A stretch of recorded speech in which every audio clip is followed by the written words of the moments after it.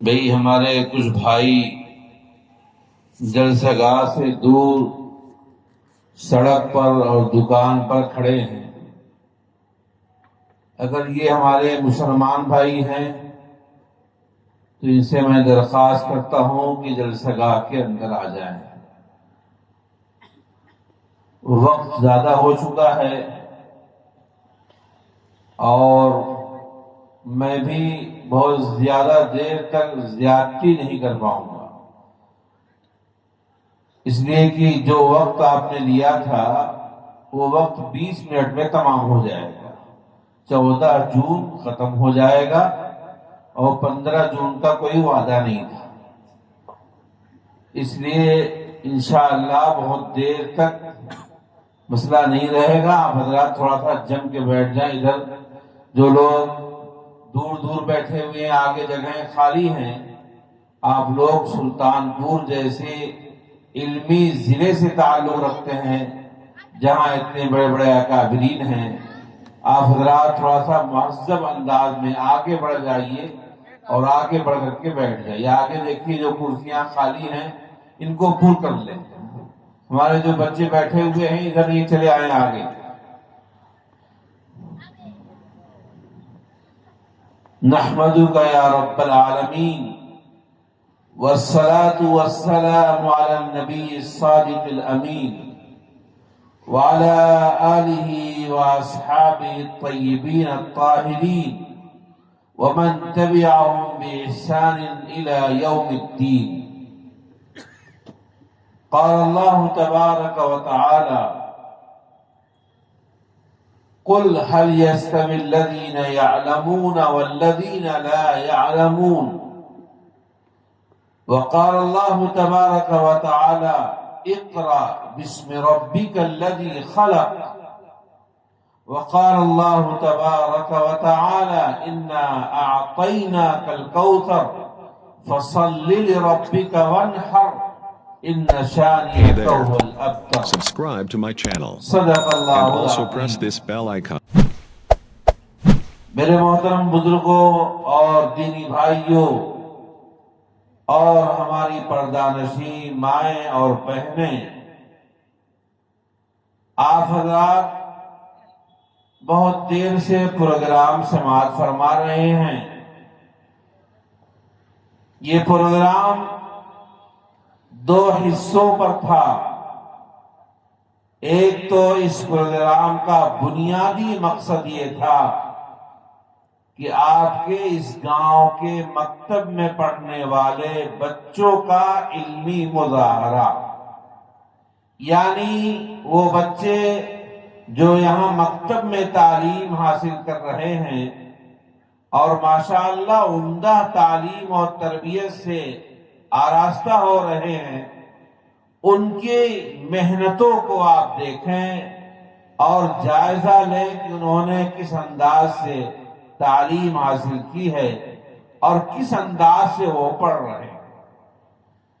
اور دوسرا حصہ تھا علماء کرام کے بیانات۔ ایک حصہ نمٹ گیا اور دوسرے حصے کی بھی شاید کہ آخری کڑی کی شکل میں حاضر ہوا ہوں۔ اس لیے آپ حضرات دل جمعی کے ساتھ بیٹھیں، انشاءاللہ کچھ دیر بات ہوگی اور اس کے بعد سب سے زیادہ یہ دعا کریں کہ اللہ ہم سب کو کہنے سننے سے زیادہ عمل کی توفیق عطا فرمائے۔ اس لیے کہ علامہ اقبال نے کہا ہے کہ کامیابی تو کام سے ہوگی، کامیابی تو کام سے ہوگی نہ کہ حسن کلام سے ہوگی۔ بہت زیادہ رات بھر الفاظ کہے جائیں اور کام کچھ نہ ہو تو یہ کامیابی نہیں ہے۔ کامیابی حسن کلام سے نہیں ہوگی بلکہ کامیابی تو کام کرنے سے ہوگی۔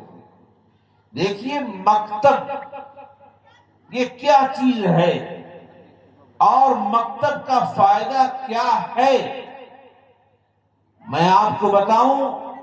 آج سے تقریباً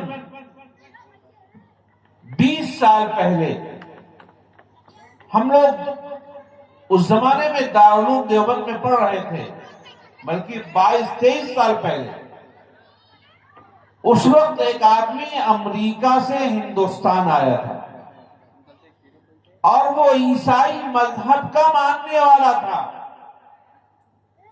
عیسائی مذہب کا ماننے والا امریکہ سے ہندوستان آیا تھا اور اس کو ریسرچ کے لیے بھیجا گیا تھا. کیا مقصد تھا؟ مقصد یہ تھا کہ ابھی ہندوستان میں جہاں مسلمانوں کی حکومت کے خاتمے کے کئی 100 سال ہو گئے، اس کے باوجود بھی ہندوستان میں ابھی اسلام زندہ ہے. ہندوستان میں قرآن کے تعلیم دینے والے لوگ موجود ہیں، مسلمانوں کے چہروں پہ داڑھیاں ہیں اور عورتیں نقاب کے ساتھ چل رہی ہیں. آخر اس کی بنیادی وجہ کیا ہے؟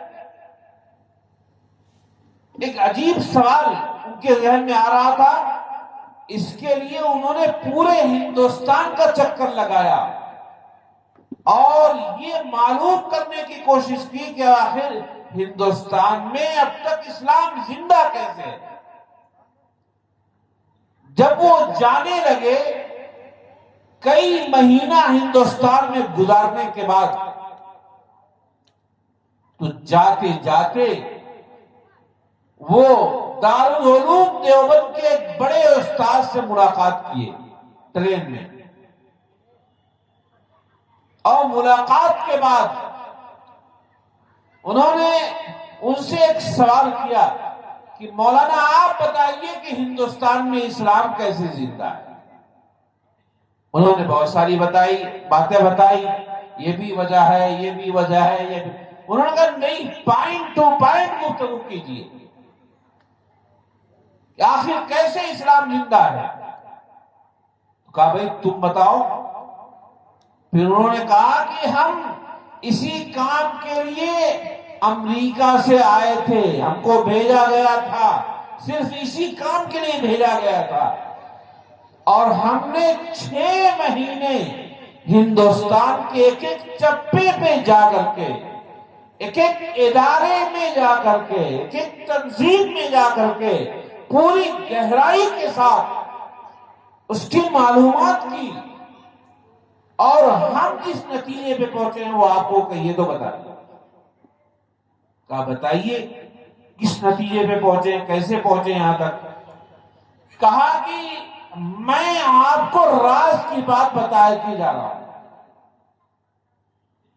ہم اس نتیجے پہ پہنچے ہیں کہ ہندوستان میں جو اسلام دکھائی دے رہا ہے، یا جو قرآن کی تعلیمات دکھائی دے رہی ہیں، یا جو چہروں پہ داڑھیاں دکھائی دے رہی ہیں، یا جو عورتیں نقاب پہنے ہوئی دکھائی دے رہی، کہا کہ صرف 2 چیز کو روک دیجئے، ہندوستان سے اسلام مٹ جائے گا.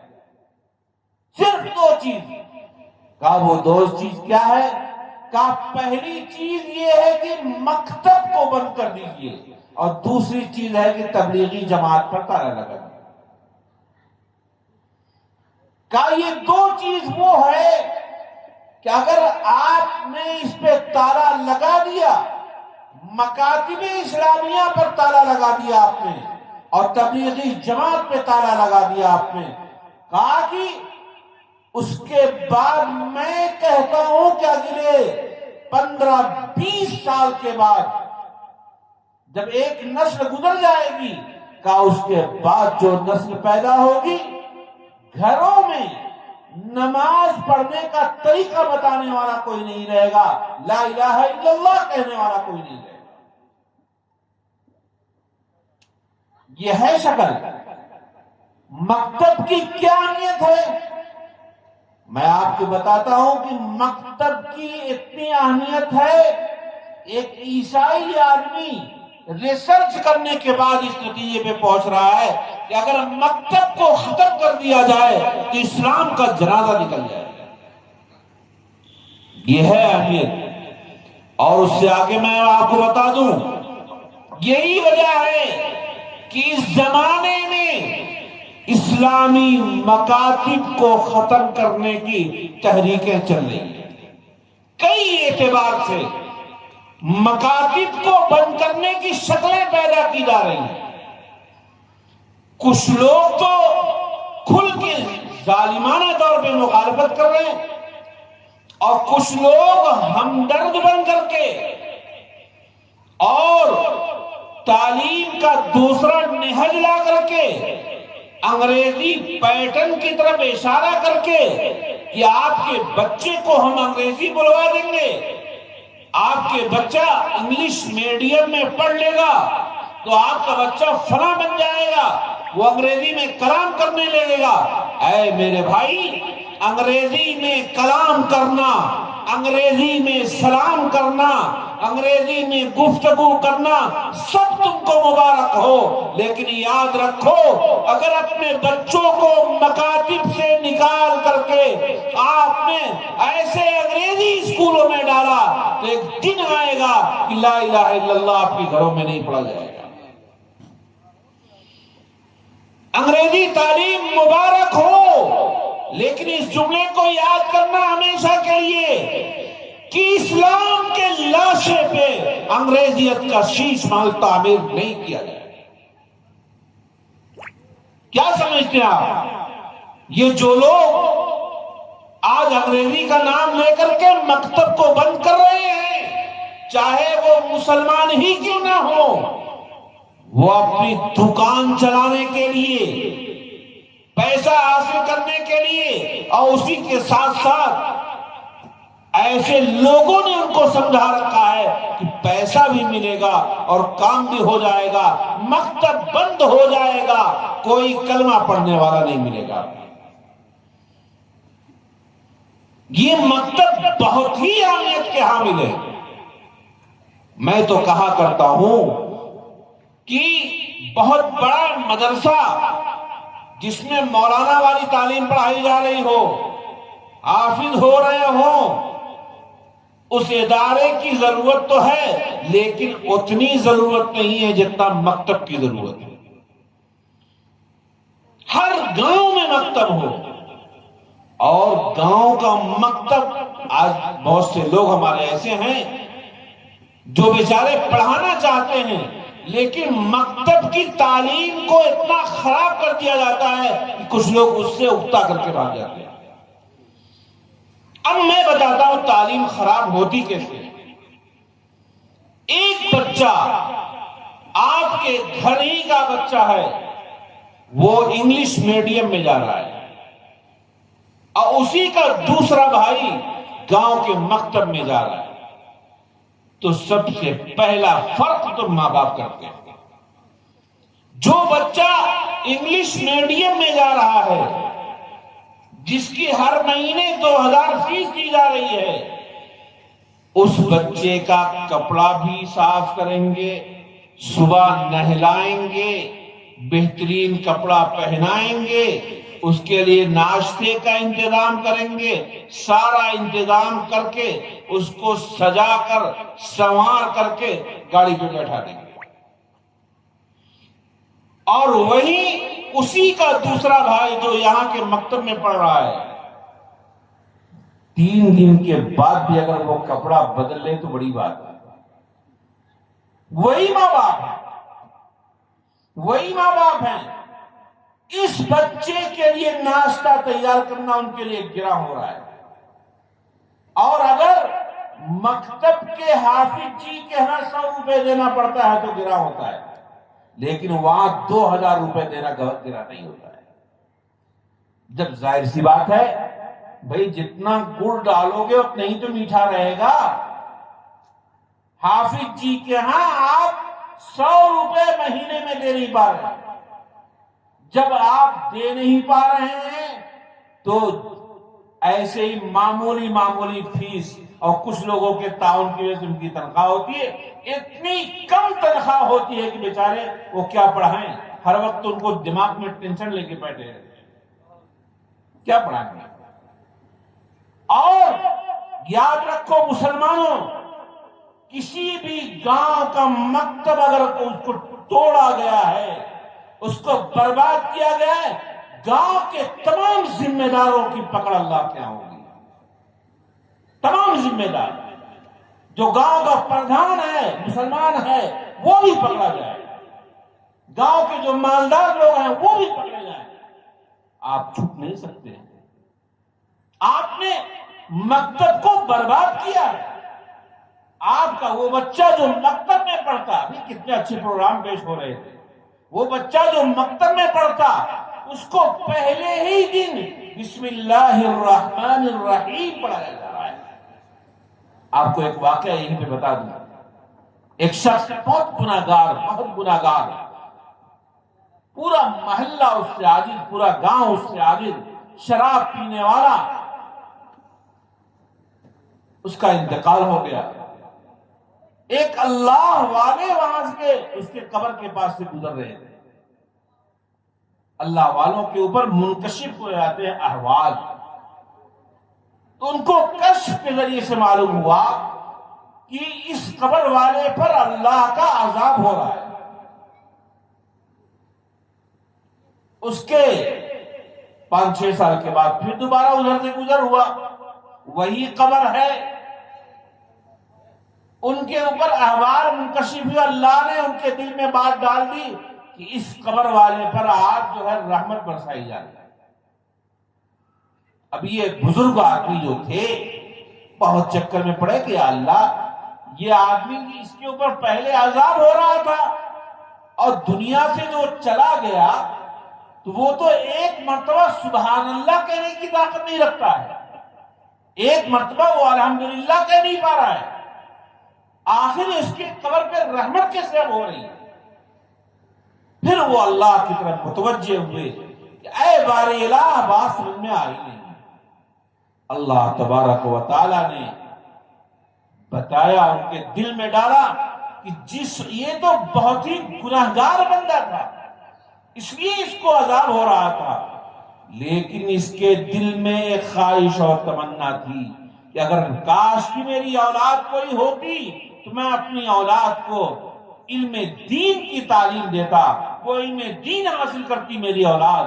اور جس وقت اس کا انتقال ہوا ہے، اس کی بیوی کے پیٹ میں بچہ تھا، وہ بچہ پیدا ہوا، اور پیدا ہونے کے بعد جیسے ہی مکتب میں گیا ہے وہ بچہ، اور مکتب میں بیٹھ کے اس نے جیسے ہی اپنے استاد کے سامنے یہ پڑھا بسم اللہ الرحمن الرحیم، کہ جیسے ہی بچے کی زبان سے، توتیلی زبان سے اس نے ادا کیا بسم اللہ الرحمن الرحیم، میں نے اسی وقت اس کے باپ کی مغفرت کر دی، اسی وقت اب عذاب جو ہے رحمت میں بدل گیا۔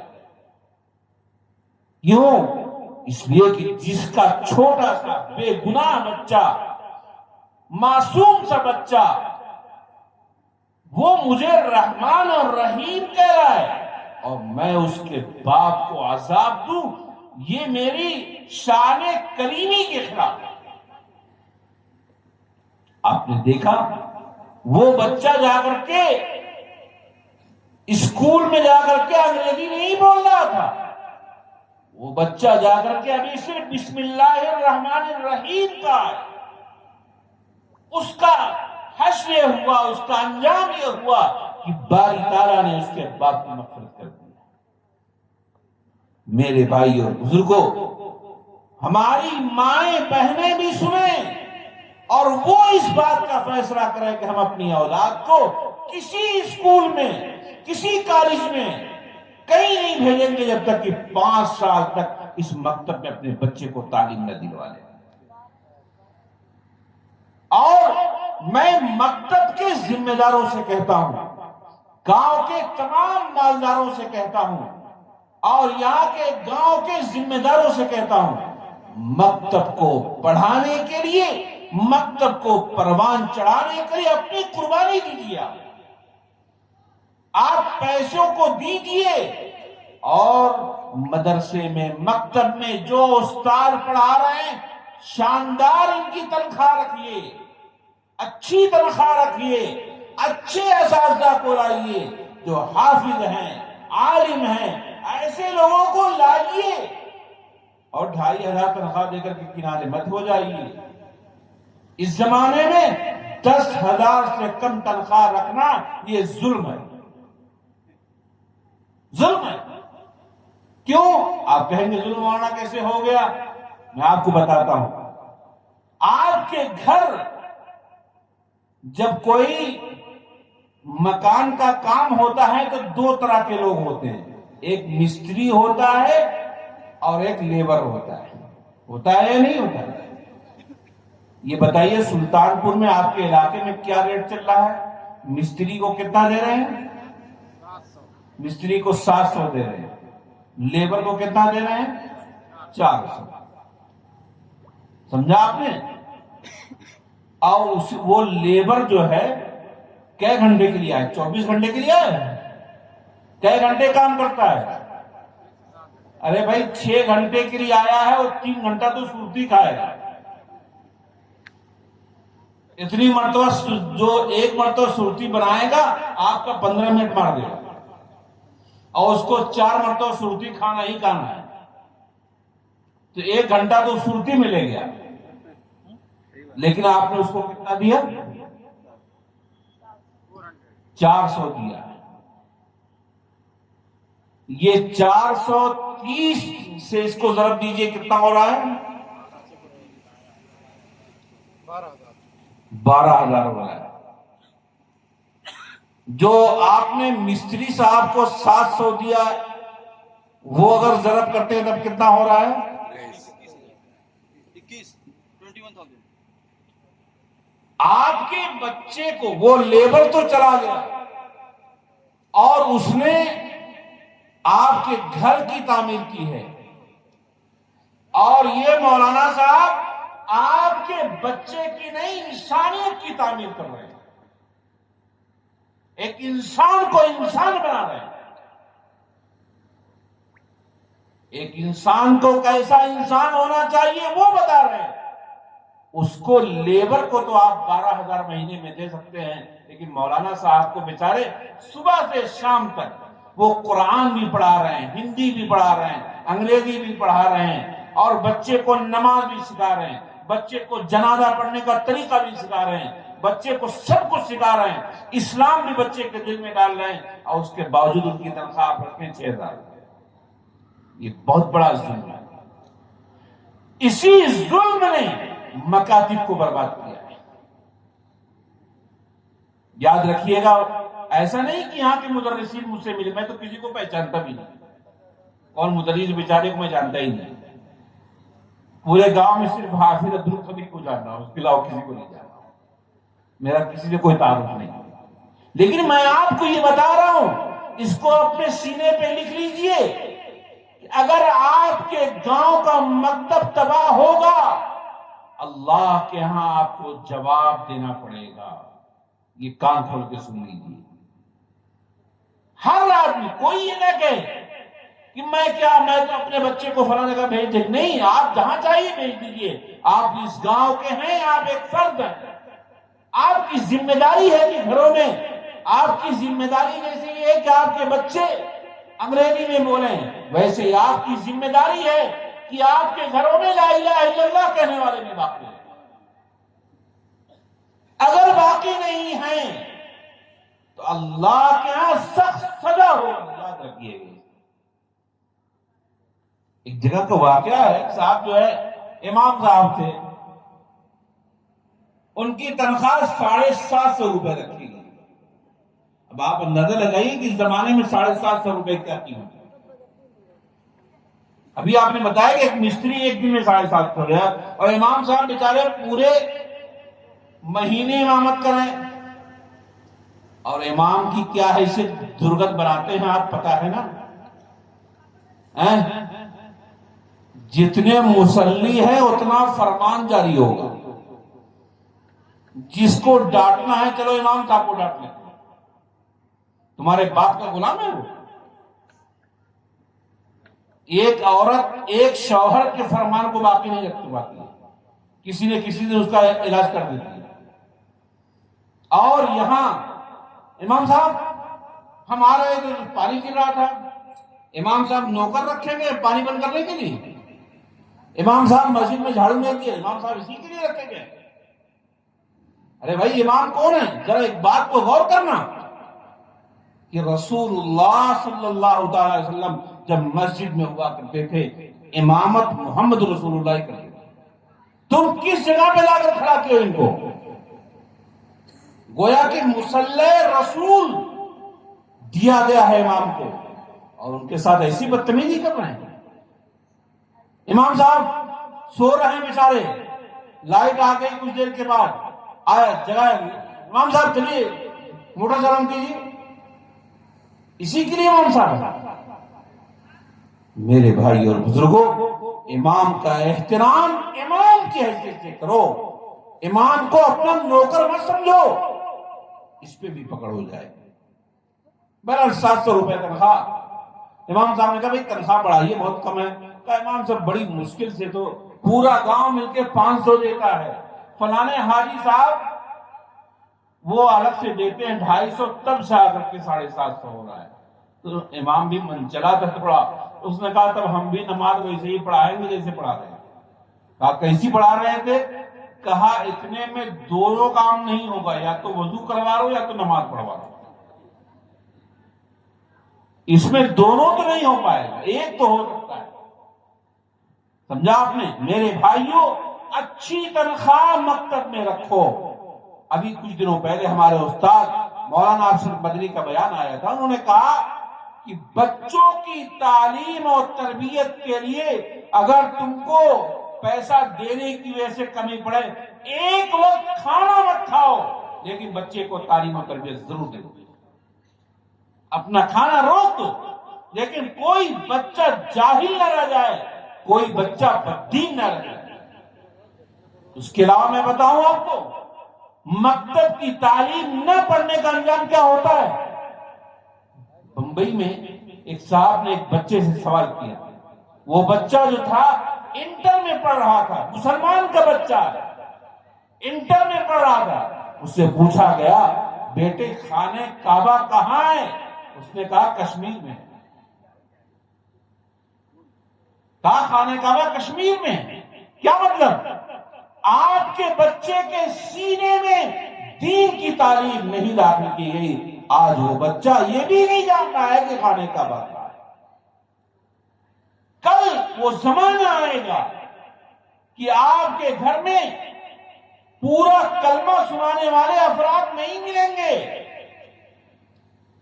اس پورے مجمع میں تو اچھا گمان رکھتا ہوں، لیکن کسی آدمی کو اگر ہم پوچھ دیں کہ نماز میں اللہ اکبر سے لے کے سلام پھیرنے تک جو پڑھتے ہو سب سنا دو، میں سوچ رہا ہوں اگر میں نے سوال کر دیا تو 90% بھاگ جائیں گے۔ ابھی میرے بھائیوں، کہتے ہیں کہ نماز ہو جاتی ہے، ہم تو جاہل آدمی، نہیں اللہ کے بندے، نہیں ہوتی ہے نماز۔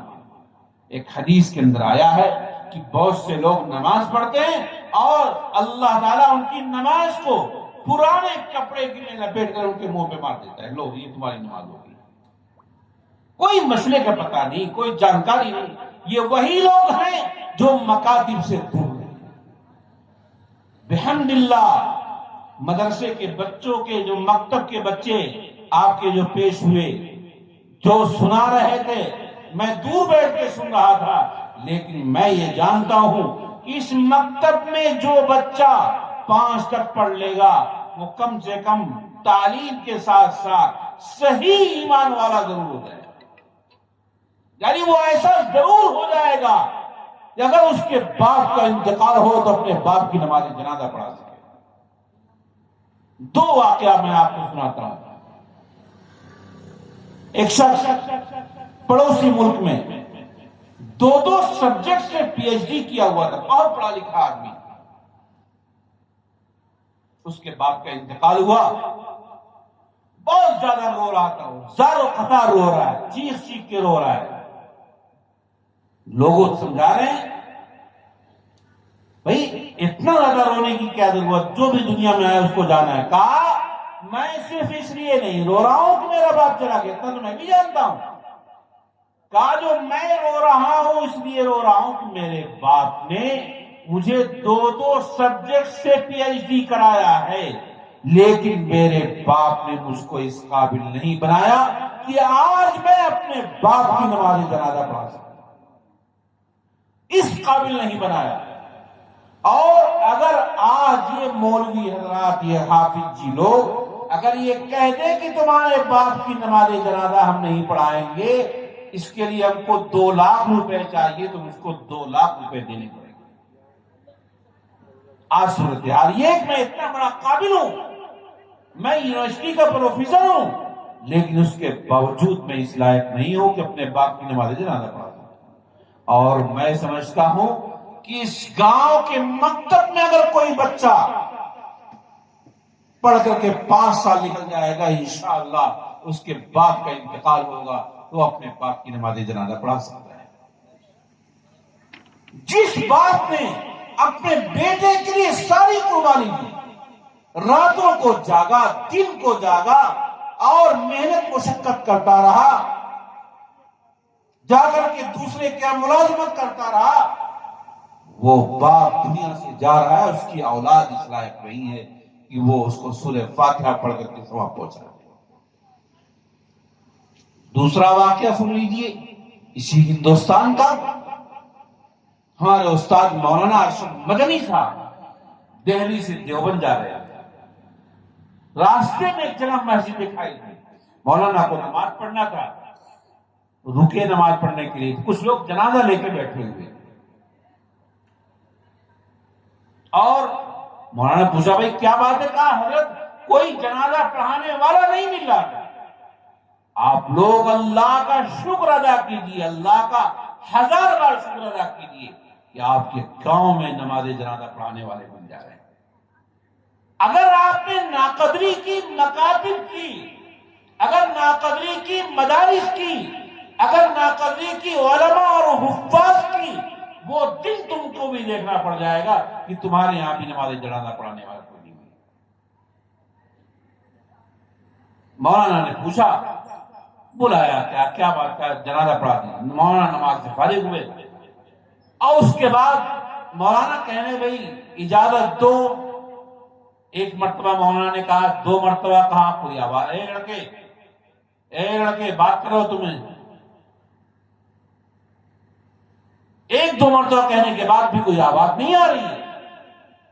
مولانا جھلا کے بولے بھائی اجازت تو دو، جنازہ پڑھائیں۔ ایک لڑکا ایک دیوار پہ کچھ دور پہ بیٹھا ہوا تھا، وہاں سے اس نے ہاتھ اٹھا کے کہا اجازت۔ مولانا نماز پڑھائے، نماز پڑھانے کے بعد مولانا کہا بھائی جس نے اجازت دیا وہ کون ہے؟ کہا حضرت اسی کے باپ کا یہ جنازہ رکھا ہوا ہے، اسی کے باپ کی یہ مٹی ہے۔ کہا اس نے نماز نہیں پڑھی، بلایا اس کو، کیا بات ہے بیٹے تم نے جنازے کی نماز نہیں پڑھی اپنے باپ کی؟ کہا مولانا صاحب میں چاہ رہا تھا کہ جنازہ پڑھوں، لیکن کچھ لوگوں نے مجھ کو بتایا کہ جنازہ پڑھنے سے پہلے کوئی وضو ہوتا ہے جو کرنا پڑتا ہے، اور مجھ کو وضو کرنے کا طریقہ معلوم نہیں ہے، اس لیے میں نے جنازہ نہیں پڑھی۔ میرے بھائی اور بزرگوں، دینی اعتبار سے ماحول بہت خراب ہوتا جا رہا ہے۔ جو لوگ انگلش میڈیم اسکول کو کھول کر کے کمائی کی ایک دکان بنائے ہوئے ہیں، ان کے جھانسے میں نہ آئیے، اپنے مکتب کو مضبوط کیجیے، مکتب کو مضبوط کیجیے اور علماء سے رابطے میں رہیے۔ کتنی بڑی خوشی کی بات ہے آپ کے لیے کہ مولانا، ابھی آپ نے دیکھا اتنے بڑے ادارہ جامعہ اسلامیہ سے حضرت مولانا عثمان صاحب تشریف لائے، آپ کے بڑے بڑے علماء اور خاتمے رہے، آپ علماء کو شامل کیجیے اپنی محفل میں۔ جو ذمہ دار حضرات ہیں مکتب کے، اس میں کچھ علماء کو لائیے، سال میں 2-3 مرتبہ جائزہ کرائیے، ہر ایک جائزہ ہونا چاہیے، تعلیم کا بھی جائزہ ہونا چاہیے اور اچھی تنخواہ کا بھی جائزہ ہونا چاہیے۔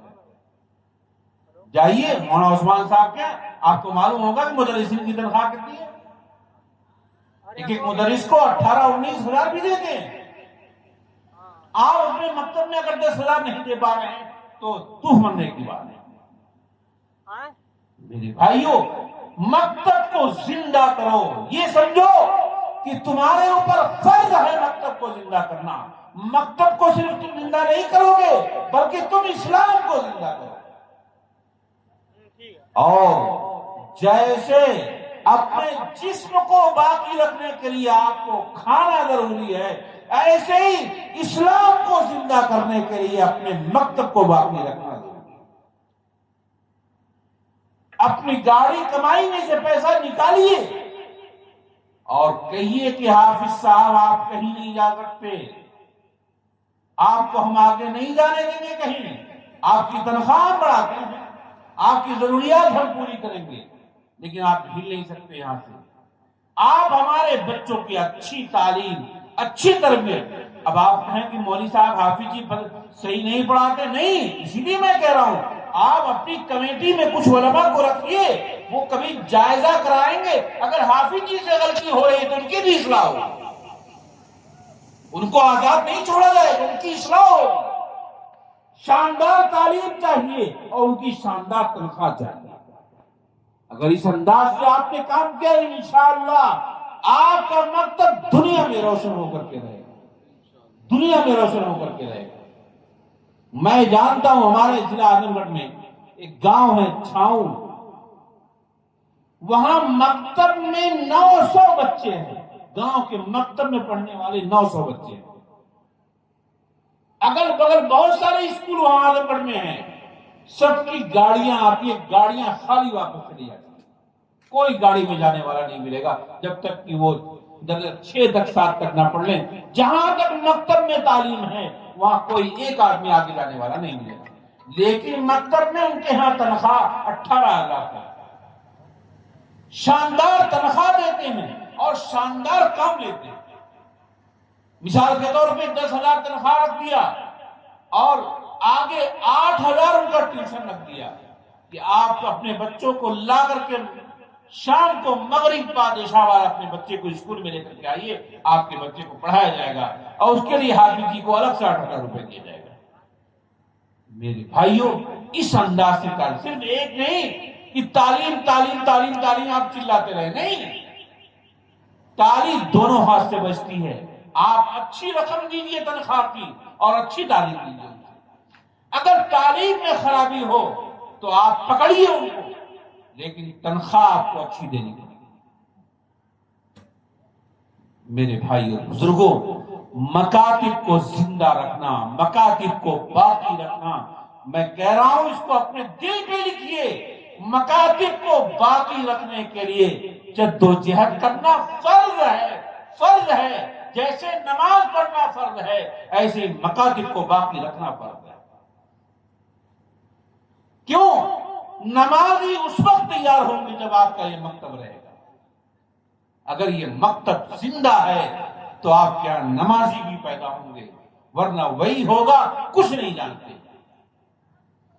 اس لیے میری ایک درخواست تو یہ ہے کہ تمام لوگ اس بات کا فیصلہ کریں کہ ہمارے گاؤں میں کسی بھی گاڑی میں جو اگل بغل سے آ رہی کوئی ایک بچہ نہیں جائے گا، سارے بچے ہماری تعلیمی حاصل کریں گے.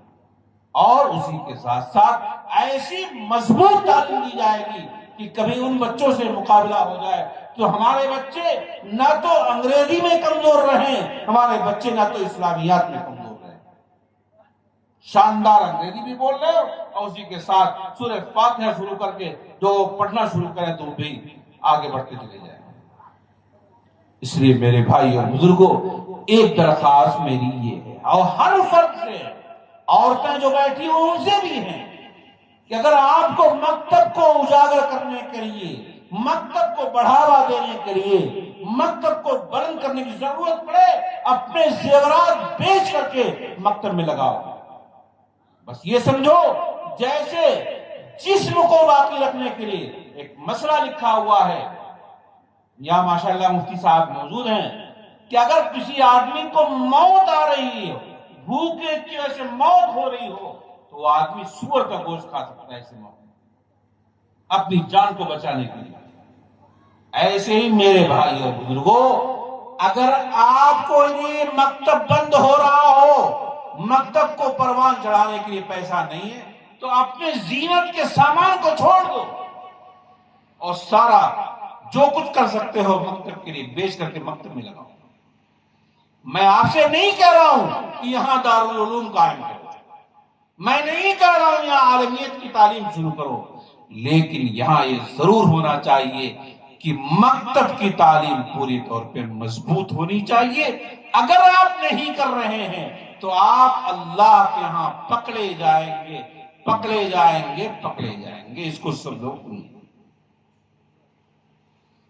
دوسری بات مجھے عرض کرنا ہے، یہ ذی الحجہ کا مہینہ چل رہا ہے، 3 دن کے بعد بقرعید کا دن جو بولا جاتا ہے، اس دن قربانی ہوتی ہے۔ 3 دن قربانی ہوتی ہے۔ قربانی کیا ہے اس کے بارے میں بھی سمجھیے۔ قربانی حضرت سیدنا ابراہیم علیہ السلام کی سنت ہے۔ حضرت ابراہیم علیہ السلام کون ہیں؟ حضرت سیدنا ابراہیم علیہ السلام اللہ کے بہت ہی اولو العزم پیغمبر ہیں۔ ایسے خوش نصیب ہیں کہ حضرت ابراہیم جب سے اس دنیا میں آئے، ان کے آنے کے بعد سے اس دنیا میں جتنے بھی نبی آئے ہیں سب ان کی اولاد میں آئے۔ جتنے بھی نبی آئے، چاہے وہ انبیاء بنی اسرائیل ہو، چاہے نبی بنی اسماعیل ہو۔ بنی اسرائیل کن کو کہا جاتا ہے؟ حضرت ابراہیم علیہ السلام کے ایک پوتے ہیں جن کا نام یعقوب ہے، اور وہ حضرت اسحاق کے بیٹے ہیں۔ حضرت ابراہیم کے بیٹے کا نام اسحاق، ان کے بیٹے کا نام یعقوب ہے، اور انہی کا دوسرا صفاتی نام اسرائیل بھی ہے۔ عبرانی زبان کا لفظ ہے اسرائیل۔ اسرا کے معنی آتے ہیں عبد کے، اور ایل کے معنی آتے ہیں اللہ کے۔ تو عربی زبان میں جو عبداللہ کا جو معنی ہے وہی معنی اسرائیل کا ہے۔ بہرحال ان کے بعد جتنے بھی نبی آئے ہیں وہ سب کے سب یعقوب علیہ السلام کی اولاد میں سے آئے، وہ وہی سب انبیاء بنی اسرائیل۔ اور ان کے دوسرے بیٹے ہیں حضرت اسماعیل علیہ السلام۔ حضرت اسماعیل علیہ السلام کی اولاد میں ہمارے آقا سید عالم جناب محمد رسول اللہ صلی اللہ تعالی علیہ وسلم۔ لہذا میں کہا کرتا ہوں کہ جتنے بھی نبی حضرت ابراہیم کے بعد آئے ہیں سب ان کی اولاد میں آئے، اور حضرت ابراہیم کا بہت بلند مقام ہے۔ لیکن یاد رکھیے، اللہ کسی کو بلندی اگر دیتا ہے تو پہلے اس کا امتحان لیتا ہے، پہلے امتحان لیتا ہے۔ حضرت ابراہیم کے بارے میں قرآن کہتا ہے وَإِذِ ابْتَلَىٰ إِبْرَاهِيمَ رَبُّهُ بِكَلِمَاتٍ فَأَتَمَّهُنَّ۔ یاد کرو اس وقت کو جبکہ ابراہیم کو جانچا، ابراہیم کو پرکھا ابراہیم کے رب نے، فَأَتَمَّهُنَّ، تو وہ کھرے اترے، یعنی وہ امتحان میں پاس ہو گئے۔ کون کون سا امتحان؟ بہت سارے امتحانات ہیں، میں تفصیلات میں جاؤں گا تو پوری رات چلی جائے گی، بہت مختصر میں شارٹ میں بتاتا ہوں۔ سارے امتحانوں میں کا ایک امتحان یہ ہے کہ حضرت سیدنا ابراہیم علیہ السلام کو اللہ نے خواب میں دکھایا۔ وہ فرماتے ہیں یا بنی انی ارا فی المنام ان اذبحک فانظر ماذا تری۔ اے بیٹے، میں نے خواب دیکھا ہے کہ میں خواب میں تم کو ذبح کر رہا ہوں، تمہاری کیا رائے، تمہارا مشورہ کیا ہے؟ یاد رکھیے گا ایک بات، نبی کا جو خواب ہوتا ہے وہ سچا ہوتا ہے، نبی کا خواب کبھی جھوٹا نہیں ہوتا۔ کیوں؟ نبی کا دل ہمیشہ جاگتا رہتا۔